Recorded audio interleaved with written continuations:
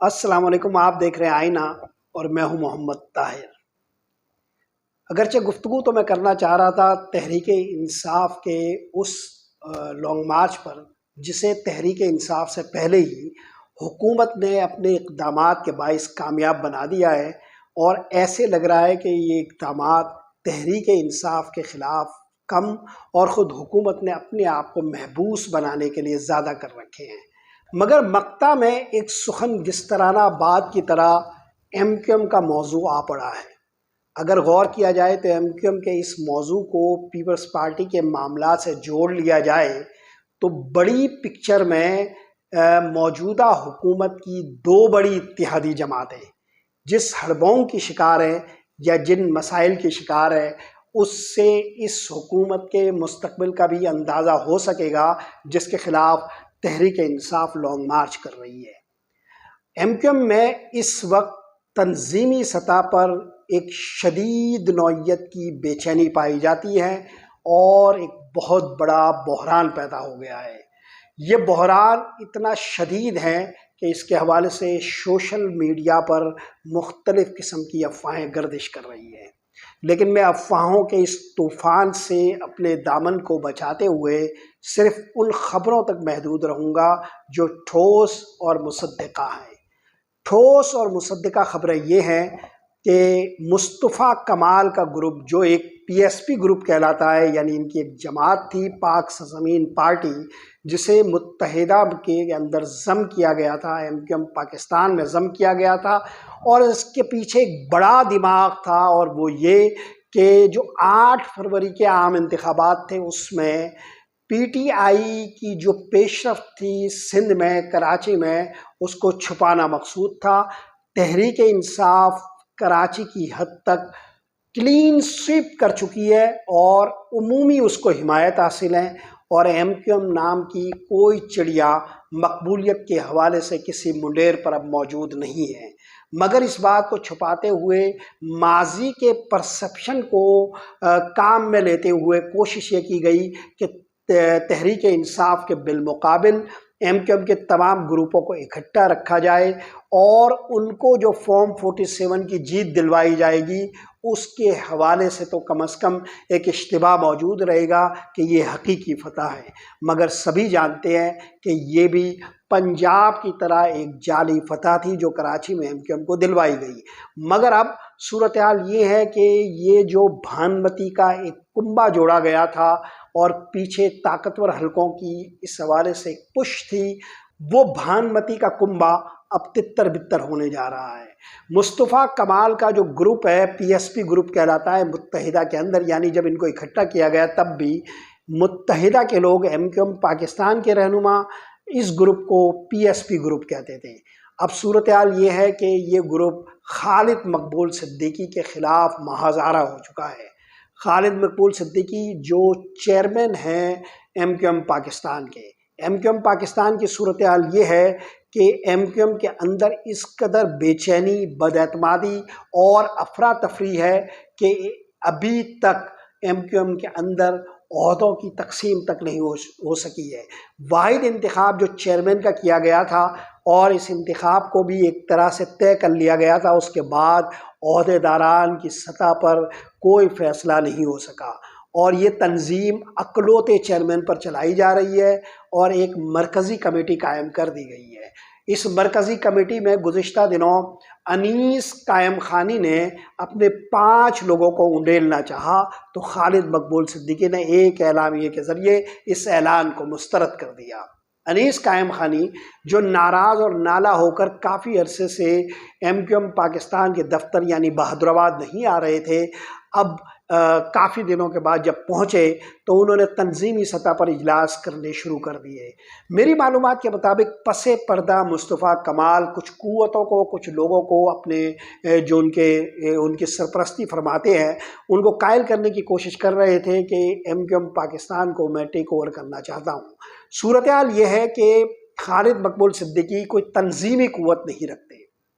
خالد Maqbool Siddiqui M Q M Pakistan کا ایک تنہا چہرہ ہے، اور اس وقت صورتحال یہ ہے کہ ایم کیو ایم پاکستان میں کی جو صورتحال ہے وہ بقول شاعر بھیڑ تنہائیوں کا میلہ ہے، آدمی اکیلا ہے کہ بمصداق ہے، یعنی یہ جو بھیڑ ہے اس کے اندر ہر آدمی اپنی نقطار خانے میں ایک طوطی کی آواز رکھتا ہے، عملاً کوئی کسی کے ساتھ نہیں ہے۔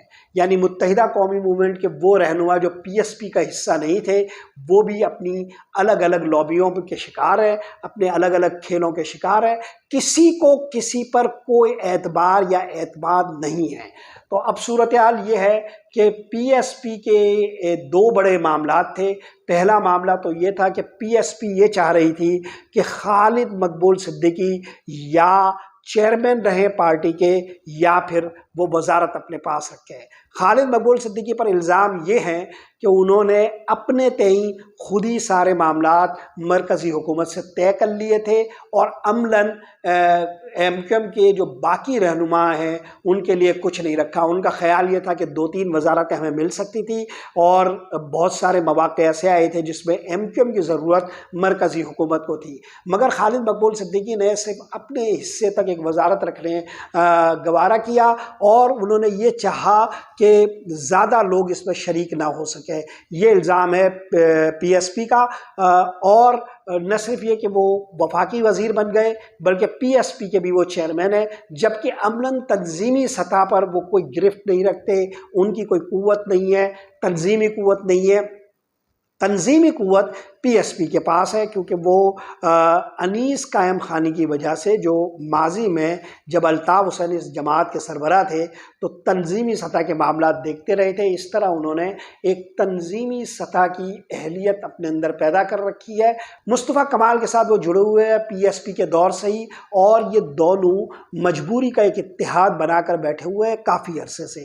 تو چونکہ مصطفیٰ کمال اور انیس قائم خانی کا مستقبل ایک جیسا ہے، لہٰذا یہ دو لوگ ہمیشہ ساتھ رہتے ہیں۔ انیس قائم خانی کی جو تنظیمی اہلیت ہے اس کا فائدہ مصطفیٰ کمال اٹھا رہے ہیں، اور انہوں نے متحدہ قومی موومنٹ کے اندر ایک طرح سے مرحلہ وار اپنی گرفت مضبوط کرنے کی ایک مہم شروع کر رکھی ہے۔ اب متحدہ قومی موومنٹ کے اندر اس پوری مہم جوئی کے حوالے سے اب بہت زیادہ ریزرویشنز پیدا ہو چکی ہے، اور متحدہ کے بعض رہنما انتہائی پریشان ہیں۔ اس دوران یہ ہوا کہ متحدہ قومی موومنٹ میں وہ رہنما جو پی ایس پی کا مقابلہ کر سکتے تھے یا پی ایس پی کے اثر و رسوخ سے لڑ سکتے تھے، وہ تمام رہنما ایک ایک کر کے کنارے لگا دیے گئے۔ عامر خان اب کہیں نظر نہیں آتے، اسی طرح وسیم اختر بھی کہیں نظر نہیں آتے۔ گزشتہ دنوں وسیم اختر نے گورنر سندھ کامران ٹیسوری سے ایک ملاقات کی تھی۔ میری اطلاع کے مطابق یہ ملاقات خود گورنر کی مرضی سے ہوئی تھی۔ وسیم اختر صاحب ان کی خواہش پر ان سے ملنے چلے گئے تھے۔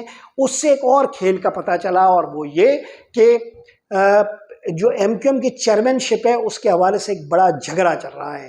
ایم کیو ایم کی چیئرمین شپ کے حوالے سے یہ جھگڑا چل رہا ہے کہ ہر کوئی یہ سمجھتا ہے کہ خالد مقبول صدیقی خواہ مخواہ اس منصب پر بیٹھے ہوئے ہیں۔ ایک لڑائی ڈاکٹر عشرت العباد کے محاذ پر بھی ہے، اور اب یہ بات سمجھی جا رہی ہے کہ ڈاکٹر عشرت العباد جو پاکستان آنے کے لیے پر توڑ رہے ہیں، اور نومبر کے اختتام پر یا دسمبر کے وسط میں یہ انہوں نے کہا تھا کہ وہ اسلام آباد آئیں گے، اس کی کچھ تیاریاں بھی ہو رہی تھی، اگرچہ اب تحریک انصاف کا لانگ مارچ ہے اس لیے وہ ان دنوں نہیں آ سکتے، مگر وہ بھی جو آ رہے ہیں ان کا بھی ہدف متحدہ کی چیئرمین شپ ہے۔ بہرحال ایک خطرہ گورنر سندھ کو یہ ہے کہ ان کی گورنری بھی ڈاواڈول ہے۔ وہ اس وقت جتنا بھی عرصہ گزار رہے ہیں یہ عرصہ دراصل بونس کا وہ سمجھ رہے ہیں، اور وہ یہ چاہ رہے ہیں کہ اس عرصے میں وہ اپنے آپ کو ایک پوٹینشل کینڈیڈیٹ متحدہ کے چیئرمین کا بنا لیں۔ وہ بھی پارٹی کی چیئرمین شپ پر ایک نگاہ رکھتے ہیں، اور انہوں نے خاصا اثر و رسوخ پیدا کیا ہے۔ تعلقات کی ایک پوری آکاش بیل انہوں نے پیدا کر لی ہے، بہت سارے لوگ ان کے ساتھ ہیں، اس لیے وہ بھی ایم کیو ایم کی چیئرمین شپ پر نگاہ رکھتے ہیں۔ اب وہ بھی یہ چاہ رہے ہیں کہ وہ لوگ جو ابھی گوشہ گمنامی میں ہیں، تنہائیوں کے شکار ہیں، انہیں کنارے لگا دیا گیا ہے، مگر ان کی متحدہ میں کوئی اہمیت ہے، ان کو کونوں خدروں سے نکال کر لایا جائے اور اپنی سیاسی قوت میں اور پارٹی حمایت میں اضافہ کیا جائے۔ تو گورنر سندھ بھی اس محاذ پر سرگرم عمل ہے۔ اس دوران جو سب سے زیادہ خطرہ محسوس کر رہے ہیں وہ مصطفیٰ کمال محسوس کر رہے ہیں ڈاکٹر عشرت العباد کی آمد سے۔ ان کا کہنا یہ ہے کہ آخر ہمیں جو اتنی گالیاں کھانی پڑی وہ کیوں ہم نے کھائی، اور اگر ان لوگوں پر ہاتھ ہی رکھنا ہے تو ہم پر کیوں ہاتھ رکھا گیا۔ اس قسم کی باتوں کی بازگشت اس وقت ان کے حلقوں میں ہے اور بہت زیادہ زیر بحث ہے۔ مصطفیٰ کمال اور اس طرح کے جو لوگ ہیں وہ اپنے سرپرستوں کو ایک دھوکہ دینے میں کامیاب رہتے ہیں۔ اس کا سبب یہ ہے کہ یہ لوگ کچھ ایسی ضرورتوں کو پورا کرنے کی یقین دہانی کراتے ہیں جس کو بعض لوگ سامنے آ کر خود نہیں کر سکتے۔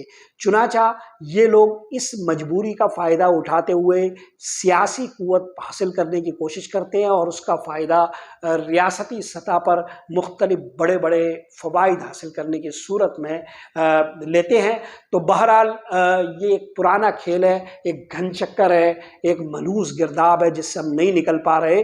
یہ سب لوگ الطاف حسین کے نام پر سارا کھیل کھیلتے ہیں کہ الطاف حسین ملک کا دشمن ہے، الطاف حسین آ سکتا ہے، ان کا راستہ ہم نے روکا ہے اور ان کے نام پر ہم نے گالیاں کھائی ہے۔ الطاف حسین بالکل اسی طرح اس کا نام یہاں استعمال کیا جاتا ہے جیسے 9/11 کے بعد القاعدہ کا نام امریکہ استعمال کرتی تھی۔ امریکہ کو کہیں بھی جانا ہوتا تھا، کوئی بھی کھیل کھیلنا ہوتا تھا، کوئی حملہ رچانا ہوتا تھا، کوئی منصوبہ بندی کرنی ہوتی تھی تو القاعدہ کا نام لیا جاتا تھا۔ وہاں القاعدہ کے پہنچنے سے پہلے وہ خود اپنے منصوبوں میں القاعدہ کو پہنچا دیتے تھے اور اس کے نام پر وہ سارا کھیل کھیلتے تھے۔ یہی کھیل یہاں پر الطاف حسین کے نام پر یہ لوگ کھیل رہے ہیں۔ اب صورتحال یہ ہے کہ مصطفیٰ کمال جو مرحلہ وار متحدہ کو اپنی تحویل میں لینا چاہتے ہیں، اس پورے منصوبے کے خلاف خالد مقبول صدیقی بھی خم ٹھوک کر کھڑے ہوئے ہیں اور انہوں نے اس پورے کھیل کا حصہ بننے سے انکار کر دیا ہے۔ 5 وہ لوگ جو انیس قائم خانی صاحب مرکزی کمیٹی پہ لانا چاہتے تھے اس کو انہوں نے روکا۔ اب دوسرا مرحلہ یہ ہے کہ خالد مقبول صدیقی نے پی ایس پی کے لوگوں کو کہا کہ اب کوئی پاکستان ہاؤس جو پی ایس پی کا پہلے مرکزی دفتر تھا وہاں کوئی اجلاس نہیں ہوں گے، سارے اجلاس بہادر آباد میں ہوں گے۔ چنانچہ مصطفیٰ کمال کو اپنی ٹیم لے جا کر بہادر آباد میں بٹھانی پڑی۔ اس حوالے سے پھر پورے سوشل میڈیا میں ایک ہڑبونگ مچ گئی کہ شاید مصطفیٰ کمال نے بہادر آباد کے دفتر پر قبضہ کر لیا ہے۔ یہ ابھی بظاہر اس لیے ممکن نہیں ہے کہ مرکزی سطح پر بہت بڑے بڑے کھیل کھیلے جا رہے ہیں اور اس کھیل میں خالد مقبول صدیقی حصہ رکھتے ہیں۔ خالد مقبول صدیقی پر بھی ایک توانا ہاتھ ہے۔ اس کا اندازہ آپ اس سے لگائیے کہ کچھ عرصہ قبل پوری متحدہ کو جو ارکان اسمبلی ہیں ان کو باجماعت ایک کوسٹر میں اسلام آباد میں بلایا گیا تھا اور کہا گیا تھا کہ آپ کا لیڈر خالد مقبول صدیقی ہے۔ تو ایک ہاتھ خالد مقبول صدیقی پر ہے اور ایک ہاتھ مصطفیٰ کمال پر ہے۔ یہ مصطفیٰ کمال اور یہ خالد مقبول صدیقی جو لڑائی لڑ رہے ہیں وہ لڑائی ان 2 ہاتھوں کی لڑائی بھی بن سکتی ہے یا نہیں، اس حوالے سے تو میری کوئی رائے نہیں ہے، لیکن خالد مقبول صدیقی اور مصطفیٰ کمال سفارائی رہیں گے اور اس کا نتیجہ ایک کے خاتمے کی صورت میں نکلے گا۔ ایم کیو ایم کے حوالے سے آج یہی کچھ۔ محمد طاہر کو اجازت دیجیے، اللہ نگہبان۔